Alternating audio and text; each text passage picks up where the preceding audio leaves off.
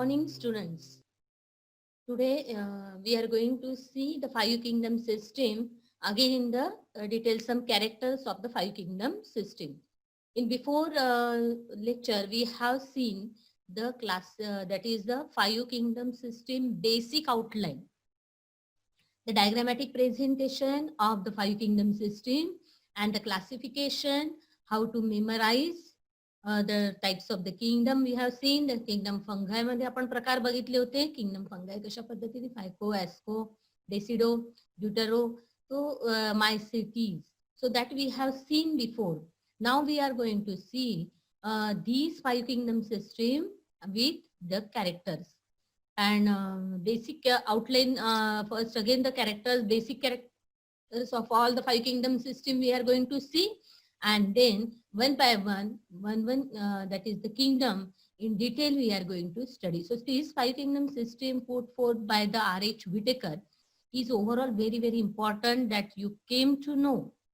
Now आता हे जे किंगडम तुम्हाला लक्षात आलेलं आहे की पूर्ण लिव्हिंग वर्ल्डला दोन जे आपण डोमेन आहे त्याच्यामध्ये मेनली द प्रोकॅरियोटा अँड युकॅरियोटा. प्रोकॅरियोटा मध्ये बॅक्टेरियाला परत त्यांनी काही एका सायंटिस्ट म्हणजे बॅक्टेरियाला सुद्धा दोन याच्यात कन्व्हर्ट केल्या गेलेला आहे. That is the archaebacteria ही एक वेगळी कॅटेगरी म्हणून निघालेली आहे. फोटोट्रॉपिक बॅक्टेरिया आणि आर्ची बॅक्टेरिया हे सगळं डिटेल मध्ये आज आपण पाहणार आहोत. तर हे फाईव्ह किंगडम्स आपण पाहिले की जे प्रोकॅरियोटाच्या अंडर येते ते किंगडम मोनेरा आणि मोनेराच्या अंडर येणार फक्त बॅक्टेरिया आणि bacteria. So prokaryota is the category जेव्हा की न्यूक्लियस त्याच्यामध्ये वेल मेम्ब्रेन बाउंड न्यूक्लियस जो आहे तो डेव्हलप झालेला नाहीये, न्यूक्लियसच्या भोवती मेम्ब्रेन नाहीये. आणि युकॅरियोटा कॅटेगरी ही जी आहे याच्यामध्ये कम्प्लिटली न्यूक्लियस च्या भोवती जी आहे ती मेम्ब्रेन आहे. त्यामुळे मेम्ब्रेन बाउंड न्यूक्लियस हे या दोन याच्यातलं स्पेशल डिफरन्स आपण म्हणू. आणि त्या बेसिसवर प्रोकॅरियोटा आणि युकॅरियोटा. प्रोकॅरियोटा मधला kingdom monera, in monera only bacteria, आणि प्रोटिस्टा युकॅरियोटाच्या under kingdom protista, kingdom plantae, kingdom fungi, kingdom animalia. So that we are going to see now in detail. This is the chart you can see that is characters on the specific on the basis of हे जे characters आहेत एकीकडे आपण character घेतलेले आहे, एकीकडे पूर्ण comparatively जर बघितलं तर पूर्ण फाईव्ह किंगडम्स आपल्याला दिसतात आहेत मोनेरा पासून तर एनिमॅलिया. तर हे सगळे किंगडम्स म्हणजे आपण कंपॅरेटिव्हली हे करणार आहे, डिफरन्शिएट करणार आहे. So it again become very easy to remember all the points आणि चांगल्या पद्धतीने हे पाहिलं हे किंगडम्स समजून घ्यायला अजून सोपं जाणार. आता कॅरेक्टर्स एकीकडे हे लक्षात घेऊन घ्यायचे की कोणकोणत्या प्रकारचे कॅरेक्टर्स आपण इन्क्लूड केलेले आहे आणि मग त्याच्यानुसार मोनेरामध्ये काय फीचर आहे, प्रोटिस्टामध्ये काय आहे, फंगायमध्ये काय आहे, प्लांटीमध्ये काय आहे आणि ॲनिमॅलियामध्ये काय आहे. तर हे जाणून घेणं किंवा लिहिणं अतिशय सोपं जातं. मेन तुम्हाला काय करायचंय हा फॉर्मॅट लक्षात घ्यायचा आहे की कोणते कोणते कॅरेक्टर्स आहेत. तर ही जी मेथड आहे अजून ही एक सेकंड मेथड मी नेहमी म्हणजे जे मी तुम्हाला सुरुवातीला बोलली होती की आपण बायोलॉजीमध्ये एक तर मॅटर खूप असतं, टर्म्स खूप आहे, टर्मिनॉलॉजी खूप आहे, मेमरायझेशनला भरपूर म्हणजे बऱ्याच गोष्टी काही आहेत. एवढं सगळं मॅटर जे आहे ते मेमराईज करणं कठीण जातं. तर वेगवेगळ्या पद्धतीने त्याला मेमराईज करणं जास्तीत जास्त अजून दुसरी ही जी मेथड आता आपण बघणार आहोत या चार्टच्या माध्यमातून ती म्हणजे comparative study. Comparative differentiation, comparative study लक्षात घेतली तर अजून म्हणजे एकाच याच्या बरोबर तुम्ही कितीतरी पॉइंट्स लर्न करू शकता. जसं फॉर एक्झाम्पल एखाद वेळेला क्वेश्चन फक्त मोनेरावर विचारलेले की right the features of the Monera. हे झाले 5 क्वेश्चन्स वेगवेगळे तयार होतात मोनेरा टू ॲनिमॅलिया, कारण 5 किंगडम आहे. पण या 5ही किंगडमला बेसिक जे फीचर्स आहेत ते बेसिक फीचर्स कधी कधी लिहायला येतात 2 मार्कासाठी. मग कोणताही विचारला जातोय समजा की for example write notes on protista, write the features of protista, write the features of fungi, then we are getting the confuse. मग काही वेळेला इकडचं तिकडे हे होतं. त्यापेक्षा आता ही जी कंपॅरेटिव्ह स्टडी आहे या चार्टच्या फॉर्म मध्ये ही एक दुसरी मेथड तुमच्या समोर पुटअप करते की दिस इज द कंपॅरेटिव्ह स्टडी. एक मेमरायझेशन टेक्निक मी सुरुवातीला सांगितलं की पहिल्याचं लेटर घ्या आणि त्या लेटरनुसार जसं आता तुम्हाला ती हायरार्की लक्षात आली असेल पहिल्या लेक्चरमध्ये जे आपण घेतलं या चॅप्टरच्या, तर KDCOFGS हे सगळ्यांचं लर्न झालेलं आहे अर्थात. Okay, K for kingdom, D for division. तर ही जी मेथड तिकडे आपण सांगितली होती ती एक मेमरायझेशन मेथड आहे. दुसरी की मोस्ट ऑफ द मॅटर हे जे जास्तीत जास्त तुम्ही कशा पद्धतीने तुम्हाला मेमराईज करायचं आहे, तर दुसरी ही जी मेथड आहे ही आहे कंपॅरेटिव्ह स्टडी. आता इथे तुम्हाला फक्त हेच एवढेच फीचर्स लक्षात घ्यायचे आणि हे सगळे फीचर्स जे आहेत ते पूर्ण 5ही किंगडमला तुम्ही लावणार. त्यामुळे you can easily write. Cell type म्हटलं तर मग तुम्हाला लवकर स्ट्राईक होतं. जसं आपण म्हटलं की लेटर डिस्क्राईब करतो मेमरायझेशन मध्ये, K for kingdom, D for division, C for class. तसंच इथे जे आहे सेल टाईप म्हटलं तर तुम्हाला ऑटोमॅटिकली आठवेल, हा मोनेरामध्ये असं आहे, प्रोटिस्टामध्ये काय, फंगायमध्ये काय आहे, प्लांटीमध्ये काय आणि मेलीमध्ये. तर या पद्धतीने आपण इझिली डिस्क्राईब हे सुद्धा करू शकतो कंपॅरेटिव्ह स्टडीमध्ये. तर जिथे जिथे आपल्याला हा स्कोप आहे की आपण कंपॅरेटिव्ह स्टडी घेऊ शकतो एका विशिष्ट फॉर्मॅटमध्ये, तर त्या ठिकाणी आपल्याला या पद्धतीने लक्षात घ्यायचं आहे. वारंवार मेथडवर मी जास्त भर देते कारण की या माध्यमातून लवकरात लवकर आपलं मेमरायझेशन हे होत असते. आता आपण एक्झॅक्टली पॉइंटवर जाणार आहोत. तर बघा, कॅरेक्टर पहिलं आहे सेल टाईप, की सेल कशा प्रकारची आहे त्याच्यावरूनच त्याचं पहिले क्लासिफिकेशन झालेलं आहे. म्हणून सेलचा टाईप कोणता आहे, तर मोनेरा ही टोटली प्रोकॅरियोटिक आहे. त्यामुळे इथे पण म्हणजे आता सेल टाईप हा तुम्ही लक्षात घेतल्यानंतर तुम्हाला साधं लक्षात येते की मोनेरा फक्त हे प्रोकॅरियोटामध्ये, ते बाकी सगळे युकॅरियोट आहे. त्यामुळे बाकीचा जो सेल टाईप आहे तो अर्थात eukaryotic. Then cell wall. Secondly cell wall हा महत्वाचा फॅक्टर आहे. जसं सेल वॉलच्या बेसवरच त्या दिवशी मी डिस्क्रिप्शन सांगितलं होतं. सेल वॉल मोनेरामध्ये प्रेझेंट आहे, कारण सेल वॉल हा फॅक्टर होता की सेल वॉल जर प्रेझेंट असेल तर ते प्लांट्स असतील आणि सेल वॉल जर अब्सेंट असेल तर ते अॅनिमल, कारण अॅनिमल मध्ये कधी पण सेल वॉल नसते. मग म्हणून सुरुवातीला दोनच किंगडम मानले गेले होते की प्लांट्स अँड अॅनिमलिया. पण लॅटर ऑन त्या सेल वॉल मध्ये कितीतरी, आता तुम्हाला इथे दिसते पहा, सेल वॉल मध्ये कितीतरी डिफरन्सिएशन आहे. सेल वॉल जरी असले तरी अजूनही फीचर्स आता जे लक्षात घेऊन या वेगवेगळ्या कॅटेगरी करण्यात आलेल्या आहे. तर सेकंड पॉइंट आहे सेल वॉल. मोनेरामध्ये अर्थात प्रेझेंट आहे, पण सेल वॉल कशाने बनलेली आहे, तर पेप्टिडोग्लायकॉन. जेव्हा की प्लांट्स मध्ये सेल वॉल ही सेल्युलोजची असते. मग आता सेल वॉलच्या मटेरियल मध्ये डिफरन्स आहे. सेल वॉल ही नेहमी प्लांटची सेल्युलोजनी बनलेली असते, हे आपण अगोदरही शिकलेलो आहात. Cell wall in case of the monera that is of the peptidoglycan या सबस्टन्सनी बनलेली आहे. Then protista present in some organism. Present in some organism असा का उल्लेख केलेला आहे प्रोटिस्टामध्ये, कारण प्रोटिस्टा ही नेक्स्ट युकॅरियोटा मधली सिंगल सेल कॅटेगरी आहे.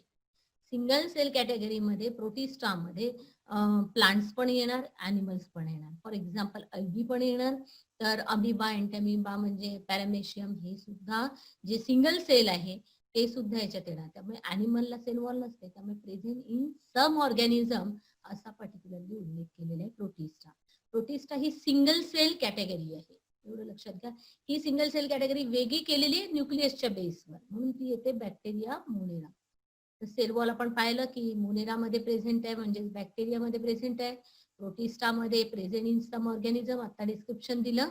फंगायमध्ये तर प्रेझेंट असतेच. सेल वॉल ही प्रेझेंट आहे, पण सेल वॉल इथे पण आता डिफरन्स काय दिसला, it is not of the peptidoglycan, not cell. इथे जी आहे ती कायटिन मटेरियलची बनलेली आहे. This is of chitin material in case of the fungi. प्लांटीमध्ये प्रेझेंट आहे अर्थात सेल्युलोज आपण पाहिलं. त्यानंतर अॅनिमल्स मध्ये सेल वॉल ही अब्सेंट असते. दिस इज द बेसिक डिफरन्स. त्यामुळे हे अतिशय सोपं आहे लक्षात घ्यायला. पहिला सेल टाईप तर तुम्हाला इझिली लक्षात येतोय की फक्त मोनेराला तुम्ही प्रोकॅरियोटिक लिहिणार, तर बाकीच्यांना युकॅरियोटिक.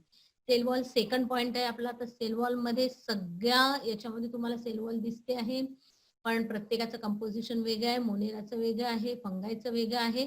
प्लांट्स आपल्याला ऑलरेडी माहिती आहे, अॅनिमल मध्ये तर अब्सेंटच आहे. त्यानंतर तिसरा पॉइंट येतो. तिसऱ्या पॉइंट मध्ये बघा, न्यूक्लिअर मेम्ब्रेन. आता ही न्यूक्लिअर मेम्ब्रेन जी आहे अर्थात त्याच बेसिसवर आपण प्रोकॅरियोटा युकॅरियोटा आहे. त्यामुळे मोनेरामध्ये पुन्हा इथे म्हणजे हे पॉइंट्स पाठ करायची गरजच नाहीये. फक्त मी काय म्हटलं, हा तुम्ही हे फीचर जे स्टार्टिंगचे कॅरेक्टर्स लक्षात घेतले की इझिली यू कॅन डिस्क्राईब. आता तुम्हाला माहिती आहे की न्यूक्लिअर मेम्ब्रेन मोनेरामध्ये अब्सेंट आहे, अर्थात न्यूक्लिअर मेम्ब्रेन प्रोटिस्टामध्ये, म्हणजे इथून सगळीकडे प्रेझेंटच असणार.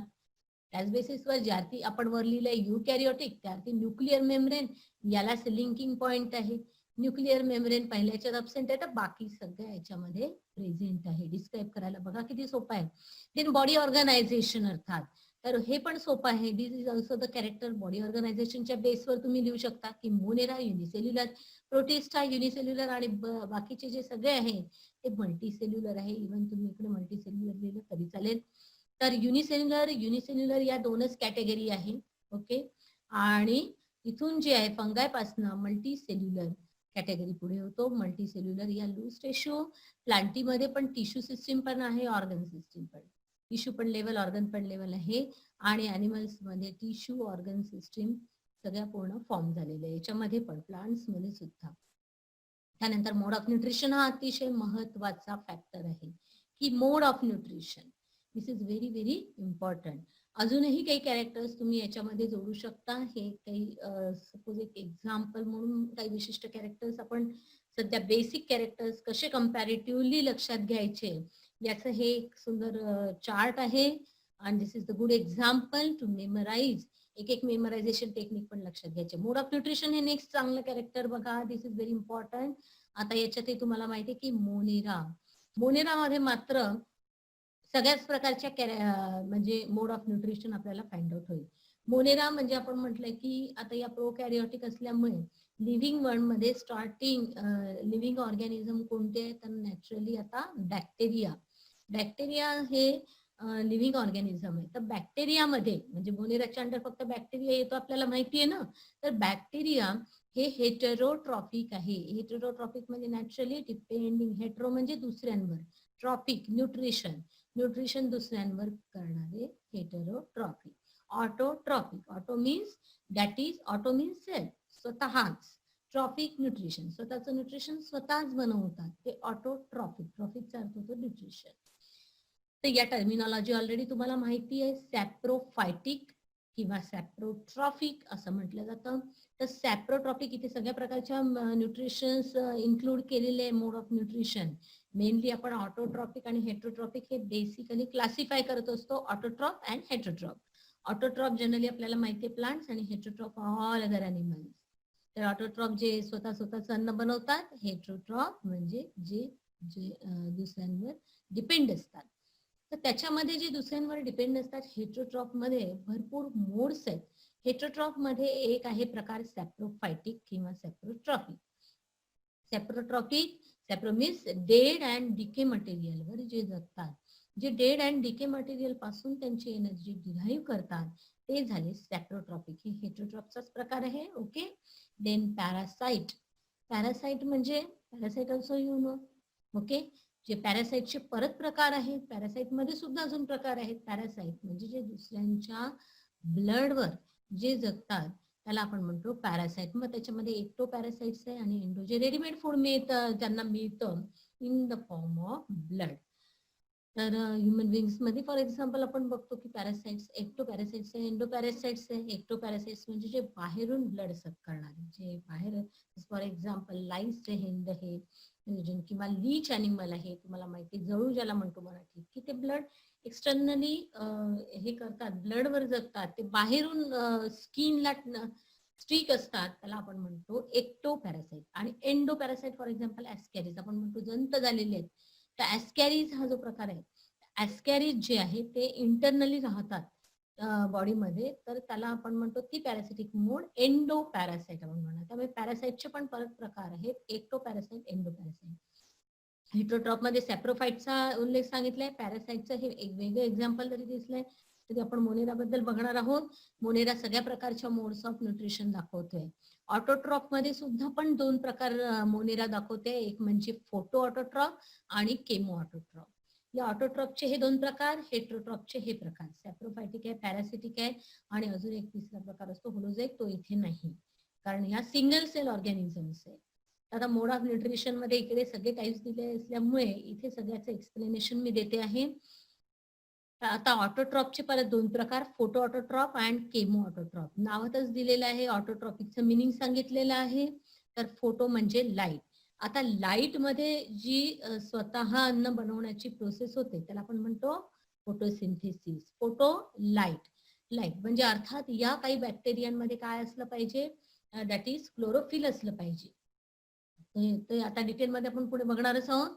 So some bacteria they are also found they are having the pigment.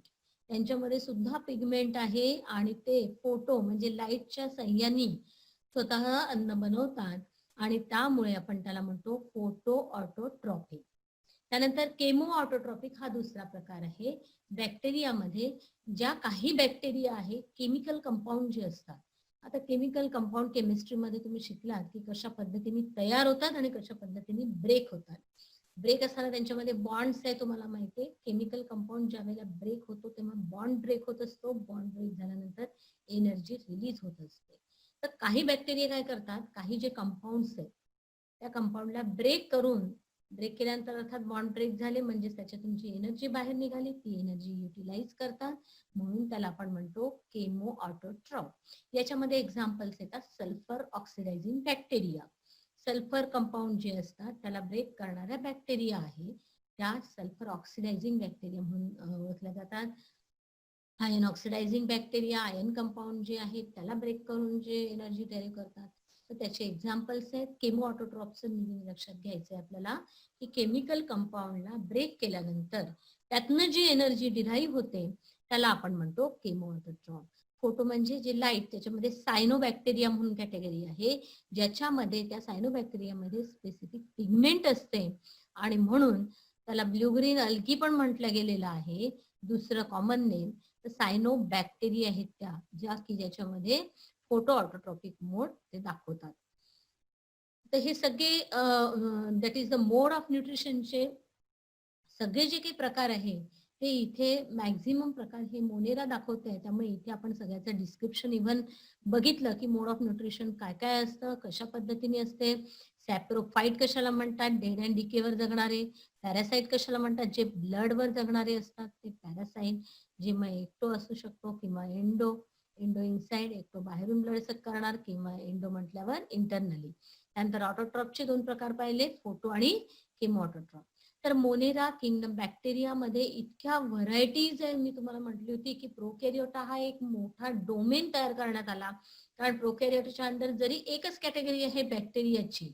आता इथे तरी तुम्ही बघाल युकॅरियोटामध्ये एवढे सगळे किंगडम्स आहेत, 4 किंगडम्स आहेत, तर नॅचरली डायव्हर्सिटी तर किती असणार.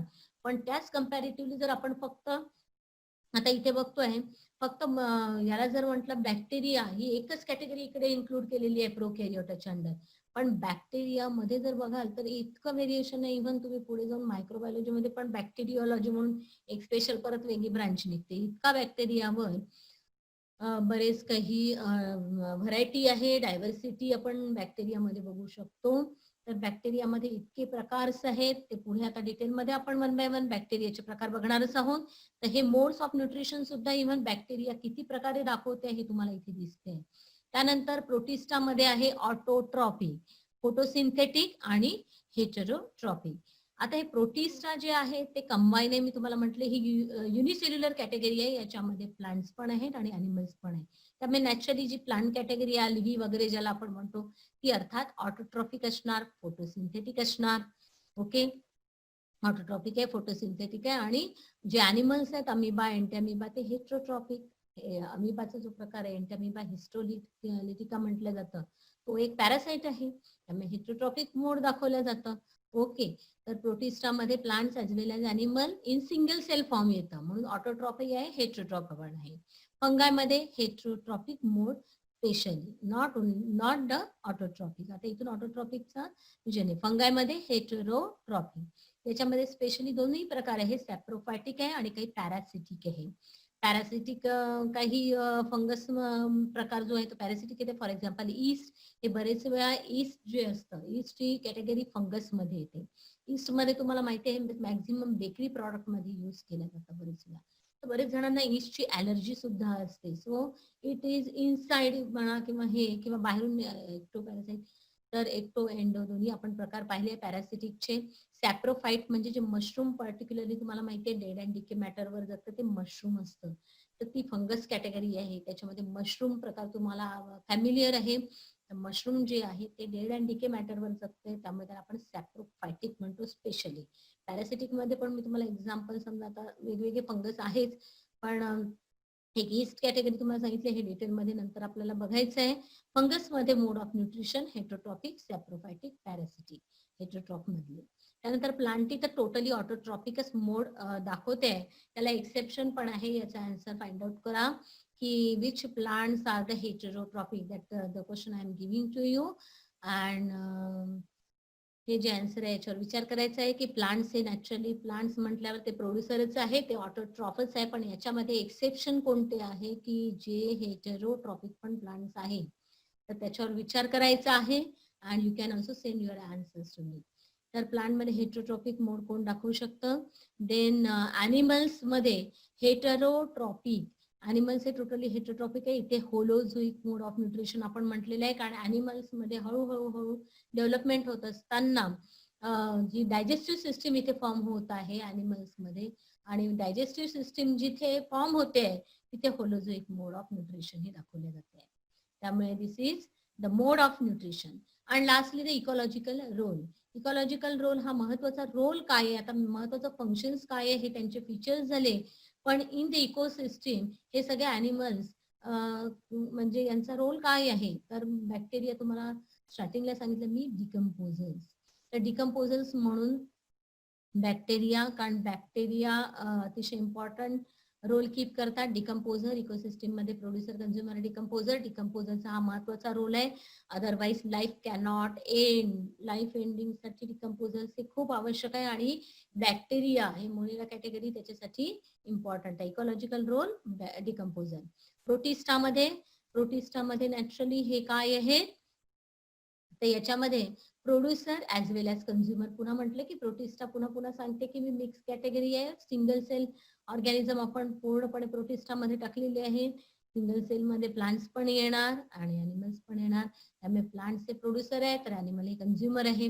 फंगाय ही सुद्धा कॅटेगरी डिकम्पोजर मध्ये येते. त्यामुळे ऍज वेल एज बॅक्टेरिया बरोबर फंगस सुद्धा काही कॅटेगरी जे फंगसचे जे काम आहे डिकम्पोज, कारण ही सॅप्रोफायटिक आहे, त्यामुळे डेड अँड डिके मॅटर पासून ते एनर्जी डिराईव्ह करतात. त्यामुळे फंगस हे ना प्रोड्युसर आहे. So maximum they derive their food with the help of this saprophytic mode किंवा पॅरासिटिक मोड. त्यामुळे त्याला आपण डिकम्पोजर्स म्हटले गेलेले आहे. प्लांट्स हे प्रोड्युसर आहे हे माहितीच आहे तुम्हाला की plants are the producer and animals these are the consumers. Animals total ही जी लिंक आहे ती प्रोड्युसरवर डिपेंड करते. त्यामुळे ॲनिमल्स मध्ये पुन्हा कंझ्युमरची लिंक तयार होते. Primary consumer, secondary consumer and tertiary consumer. त्यामुळे नेचरमध्ये बघितलं तर ही एकूण एक जी कॅटेगरी आहे ही कशी इम्पॉर्टंट आहे तुम्हाला लक्षात येते. काही प्रोड्युसर आहे, काही डिकम्पोजर्स आहेत आणि ॲनिमल्स हे कंझ्युमर आहे. Producer, consumer and decomposers. त्यामुळे ही जी लिंक आहे, एक जरी कंपोनंट याच्यातला मिस असेल तर इकोसिस्टीम बनणार नाही, लाईफ बनणार नाही.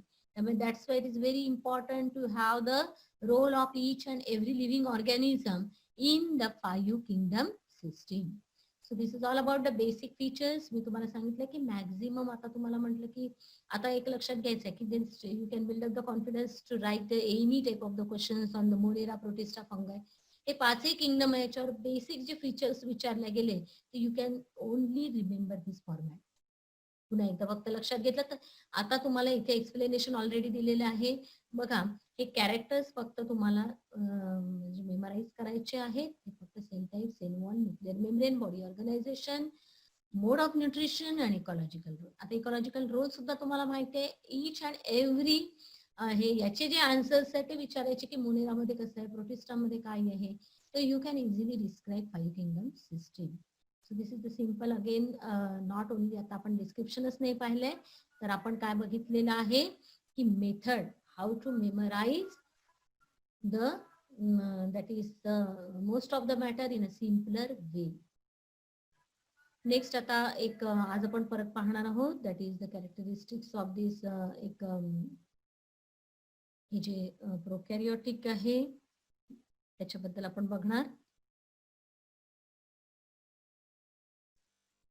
फीचर्स ऑफ मोनेरा स्टार्टिंग करतोय आपण इथून. तर आज थोडस फीचर्स आपण बघू मोनेराचे in detail. We are again going to see in the next chapter. तर आज मोनेराचे फीचर्स आपण थोडं बघू की मोनेरामध्ये इथे पण बघा हायलाइट केलेले अतिशय सुंदर पद्धतीने हे पॉइंट्स. नोट्स पण तुम्हाला या पद्धतीने पाठवल्या जाईल आणि व्यवस्थित डिस्क्राईब केलेले आहेत. तर याच्यामध्ये हे जे पॉइंट्स असतात, मी आता तिकडे जसं आपण घेतलं की हे पॉइंट्स लक्षात घ्या. डिस्क्रिप्शन हे अतिशय सोपं असतं, त्यामुळे पॉइंट्स आपल्याला बरेच वेळ आठवत नाही. सो दॅट्स वाय हे असे हायलाइट करून हे पॉइंट्स तुमच्या समोर मांडलेले आहेत. हे पॉइंट्स लक्षात घेतले तर matter you can describe in your own way, तुम्ही तुमच्या पद्धतीने. कारण सायन्समध्ये पॉइंट्सला महत्व आहे, पॉइंट्स हे आवश्यक असतात. त्यामुळे पॉइंट्स एकदा लक्षात घेतले आणि पॉइंट्स लक्षात घेण्यासाठी पण आपण मेथड अगोदर घेतलेली आहे. पहिला पॉइंट आहे साईज. आता we are starting with kingdom monera. आता पहिला जो किंगडम आहे तो आपण सुरू करू. Kingdom Monera. मोनेरा मध्ये काय येत आहे? फक्त बॅक्टेरिया आणि त्याचा एकच डोमेन वेगळा निघतो, प्रोकॅरियोटा. तर साईज कशी आहे बॅक्टेरियनमध्ये? So organism included in these kingdoms are the microscopic, unicellular and prokaryotic. Size it totally varies. Okay.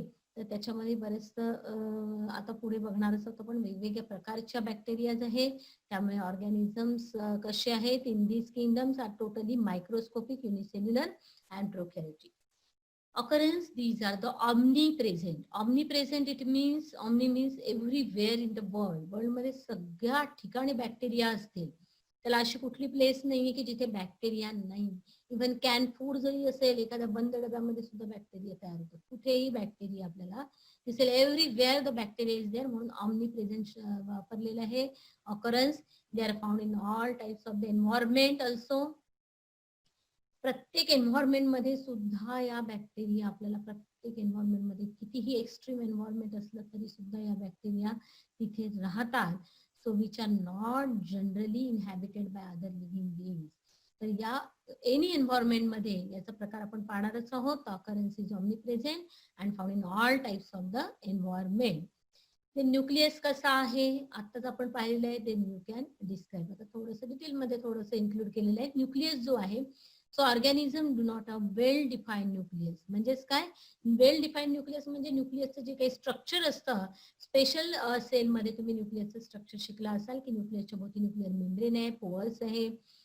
तर जे न्यूक्लियसचं मेन स्ट्रक्चर असतं ते न्यूक्लियसचं स्ट्रक्चर इथे डेव्हलप नाही मोनेरामध्ये. That's why we say not well defined nucleus. DNA exists as a simple double-stranded circular single chromosome called as nucleoid. म्हणून त्याला nuclear म्हटलं गेलेलं आहे. डीएनए जे आहे हे कसं आहे, अर्थात न्यूक्लियर मेम्ब्रेन नसल्यामुळे सायटोप्लाझमच्या कन्सर्न मध्ये आहे आणि डीएनए याच्यातला जो असतो तो डबल स्टँडर्ड डीएनएच आहे. ह्युमन बिंग मध्ये पण डबल स्टँडर्ड आहे डीएनए, पण कसा आहे इथला डीएनए? सर्क्युलर आहे. आपला कसं आहे, हेलिक्स फॉर्म मध्ये आपण स्ट्रक्चर पाहिलेलं आहे डीएनएचं. ओके. वॅटसन अँड क्रिकनी मांडलेलं जे डीएनएचं मॉडेल आहे ते डोळ्यासमोर आणू शकता तुम्ही की डीएनएचं स्ट्रक्चर तुम्हाला माहिती आहे, double helical structure it shows. तर त्या पद्धतीने लॉंग स्ट्रक्चर आहे डीएनएचं अॅनिमल्स मध्ये. फक्त याच्यामध्ये कसं आहे, सर्क्युलर फॉर्म मध्ये हा डीएनए आहे. कशामध्ये? बॅक्टेरियामध्ये. आणि this is called a nuclear. So apart from nuclear, they often show presence of extra chromosomal DNA, which is small circular called plasmids. प्लाझ्मिड शब्द आहे या डीएनएचा बॅक्टेरियल. आता हे प्लाझ्मिड्स काय आहे, आता या बऱ्याच डीप गोष्टी आहेत, त्या पुढे जाऊन तुम्हाला अजून क्लिअर होतील. प्लाझ्मिड्स हे जे डीएनए असतात, बॅक्टेरिया हा सिंगल सेल असल्यामुळे खूप जास्त प्रमाणामध्ये मल्टिप्लाय होतात. आज आपण पाहतोय जेनेटिक इंजिनिअरिंग हा जो प्रकार आहे की वेगवेगळ्या प्रकारचे प्रोडक्शन जे आहे ते जेनेटिक इंजिनिअरिंगच्या माध्यमातून होतात. एक छोटासा पॉइंट इथे एक्सप्लेन करते. जेनेटिक इंजिनिअरिंगच्या माध्यमातून बरेच काही पॉइंट्स आपण बनवत असतो. जे काही ड्रग्ज आहे ते जेनेटिक. फॉर एक्झाम्पल, एक सोपं एक्झाम्पल देते की इन्सुलिन जे आहे ते ह्युमन जीन पासून बनवलं जातं. येते लक्षात? ते ह्युमन जीन पासून जो इन्सुलिन बनवला जातो इन्सुलिनचं खूप मोठं मार्केट आहे आजकाल, कारण की खूप पेशंट हे शुगरचे आहेत इंडियामध्ये. मग त्यांना लागणारं हे जे इन्सुलिन हे खूप कॉमन मेडिसिन झालेलं आहे. मग इन्सुलिन बनवल्या कसं जातं, तर RDNA टेक्नॉलॉजीनी बनवल्या जातं, जेनेटिक इंजिनिअरिंग टेक्नॉलॉजीनी बनवल्या जातं. तर ह्युमन मधला जीन जो काढून, तो जीन जो आहे तो बॅक्टेरियाच्या या DNA मध्ये फिट केला जातो.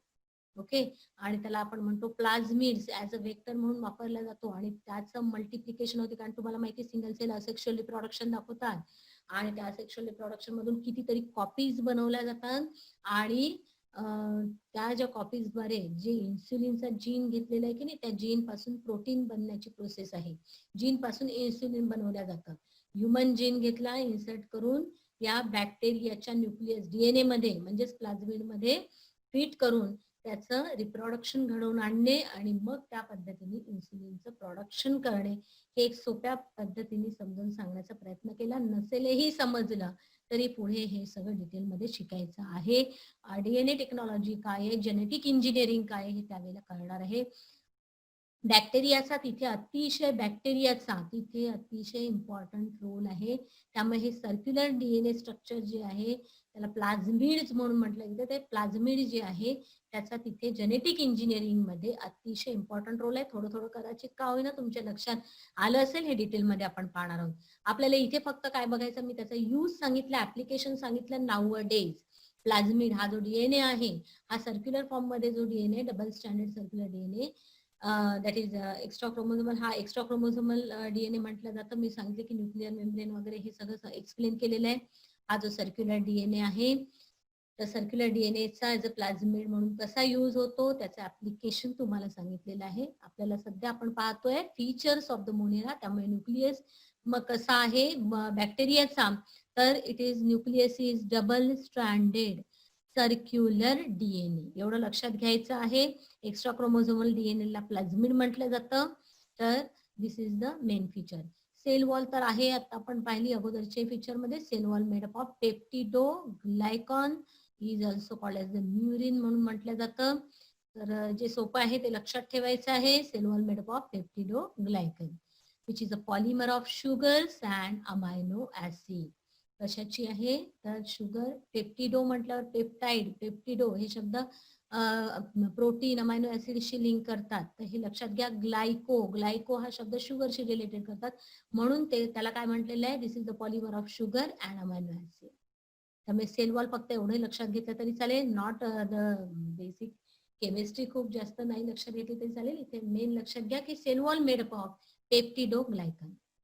फीचर्स लक्षात आले. पहिले साईज पाहिलं आपण, व्हेरिएबल साईज आहे, unicellular prokaryotic occurrence omnipresent आहे. त्यानंतर in any environment you can find the bacteria. Nucleus double standard circular DNA. Cell wall कशी आहे, made up of पेप्टिडोग्लायकॉन.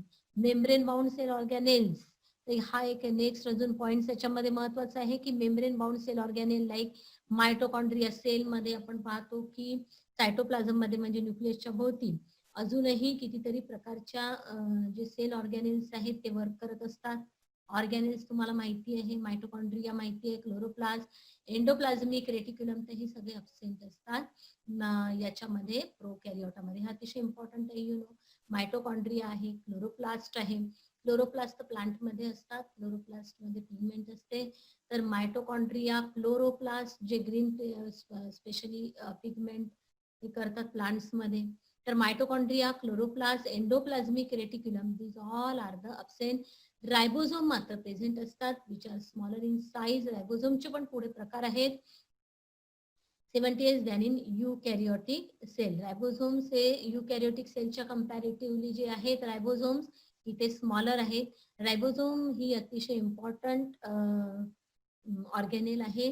Ribosome it is also called as that is protein synthesising machine. Protein जे बॉडीमध्ये बनवल्या जातात, ते protein जिथे बनवल्या जातात तो महत्वाचा ऑर्गॅनेल म्हणजे रायबोझोम.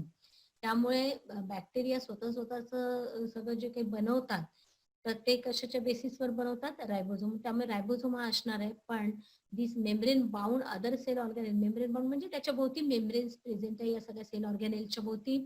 हे सगळे मेम्ब्रेन बाउंडेड ऑर्गॅनेल्स आहेत. तर हे सगळे कसे आहेत, अब्सेंट आहे. मायटोकॉन्ड्रिया, क्लोरोप्लास्ट, एंडोप्लाझ्मिक रेटिक्युलम हे जे आहे हे टोटली अब्सेंट आहे.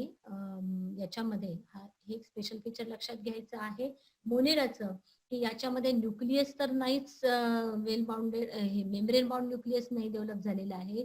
न्यूक्लियसची स्टार्टिंग झालेली आहे फॉर्म व्हायला आणि त्याचबरोबर हे ऑर्गॅनेल्स पण फॉर्म झालेले नाही. त्यामुळे ही प्रिमिटिव्ह सेल आहे, ज्याला आपण म्हणतो प्रोकॅरियोटिक सेल, ही प्रिमिटिव्ह सेल मध्ये कन्सिडर केलं जाते. Then nutrition majority is the heterotrophic, parasitic or saprophytic. हे आपण न्यूट्रिशन प्रकार मगाशीच बघितला. Few are autotrophic, that can be either photoautotroph और केमोऑटोट्रॉप. रिप्रोडक्शन हा पुढचा फॅक्टर आहे. तिकडचे जे आपण मेन बेसिक कॅरेक्टर्स आपण बघितले होते त्यामध्ये तुम्ही रिप्रोडक्शन पण टाकू शकता. ओके, अजूनही आहे न्यूट्रिशन, रेस्पिरेशन, सर्क्युलेशन, रिप्रोडक्शन. तर हे लक्षात पण ठेवायची गरज नाही, अतिशय सोपे आहे. या लाईव्ह कॅरेक्टरिस्टिक्स आहेत, तर त्या हे जे पॉईंट्स आहेत तुम्ही त्याला जोडू शकता. न्यूट्रिशन आपण त्या चार्ट मध्ये पाहिलं होतं, रिप्रोडक्शन तुम्ही टाकू शकता. की मोड ऑफ रिप्रोडक्शन पण प्रत्येकामध्ये कसं वेगवेगळे हे पण इझिली तुम्ही लिहू शकता. अर्थात जे सिंगल सेल असतात त्याच्यामध्ये असेक्शुअल रिप्रोडक्शन स्पेशली आपण पाहतो. ते इथे बॅक्टेरियामध्ये, मोनेरामध्ये रिप्रोडक्शन कशी आहे, अर्थात asexual and with the help of binary fission or the budding. याच्यामध्ये generally reproduction asexual single cell मध्ये, बडिंग पण आपण पाहतो. बायनरी फिजन ही स्पेशल मेथड आहे बॅक्टेरियामध्ये, binary fission. Very rarely sexual reproduction occurs by conjugation method. फार कमी याच्यामध्ये sexual reproduction cell to cell, काही विशिष्ट ज्या सेल्स असतात ज्या रिप्रोडक्टिव्ह कॅरेक्टरिस्टिक्स दाखवतात, त्या सेल ज्या आहेत, दोन सेल एकत्रित येणे. सेक्शुअल मध्ये काय असतात की that is the 2 individuals are needed, आणि असेक्शुअल मध्ये ओनली 1. त्यामुळे simple binary fission, fission breaking माहिती आहे तुम्हाला, बायनरी फिजन वगैरे सगळं मेथड शिकलेला आहे. तर बायनरी फिजननी सिंपल रिप्रोडक्शन मोस्टली तर तेच होत असते. Sexual reproduction occur by conjugation method. याचा अर्थ की त्या ज्या बॅक्टेरिया किंवा बॅक्टेरियामध्ये ज्या काही सेल्स आहेत, तर दोन वेगळ्या सेल ज्या असतात मेल फिमेल, तर त्या एकत्रित येऊन sometimes sexual reproduction may also found. आता या बॅक्टेरियामध्ये प्रकार आहेत बघा. एक्झाम्पल्स पुढे आर्ची बॅक्टेरिया आणि यू बॅक्टेरिया असे बॅक्टेरियाचे दोन कॅटेगरी केले गेलेले आहे. तर या आर्ची बॅक्टेरिया आणि यू बॅक्टेरिया अतिशय महत्वाच्या आहेत. हे पण फार डिस्क्रिप्टिव्ह फीचर्स आहेत. त्यामुळे आर्ची हे आपण नेक्स्ट लेक्चर मध्ये पाहणार आहोत. तर बॅक्टेरियाचे हे एक्झाम्पल्स आहेत. Archaebacteria, this is the category. याच्यामध्ये Methanobacillus, Thiobacillus, these are the examples. यू बॅक्टेरियामध्ये Chlorobium, then Chromatium, then cyanobacteria, Nostoc, Azotobacter. हे यांची नावं काही काही तुम्ही ऐकली असेल. सायनोबॅक्टेरिया पण नाव ऐकले असेल, नोस्टॉक पण ऐकलेले आहे, ॲझेटोबॅक्टर पण ऐकलेले आहे. हे सगळे नायट्रोजन फिक्सिंग बॅक्टेरिया आहेत. या बॅक्टेरियाचे रोल्स आणि हे सगळं अजून डिटेलमध्ये आपल्याला बघायचं आहे. तर या दोन मेन कॅटेगरी आहे ज्या नेक्स्ट मध्ये आपण पाहणार आहोत. Archaebacteria and the eubacteria. आर्ची या जो मिथॅनोबॅसिलस, या ज्या आपण म्हटलं की एक्स्ट्रीम एन्व्हायरमेंट मध्ये, एनी एन्व्हायरमेंट मध्ये आपल्याला बॅक्टेरिया फाइंड आउट होतात. त्या एक्स्ट्रीम लेव्हल मध्ये ज्या बॅक्टेरिया जगू शकतात त्या आर्ची बॅक्टेरिया या डिटेलमध्ये बघणार आहोत. And this is the next category, you bacteria. त्यामुळे बॅक्टेरियाला या दोन कॅटेगरीमध्ये आपण म्हणजे क्लासिफाय करून हे details features we will see in the next lecture.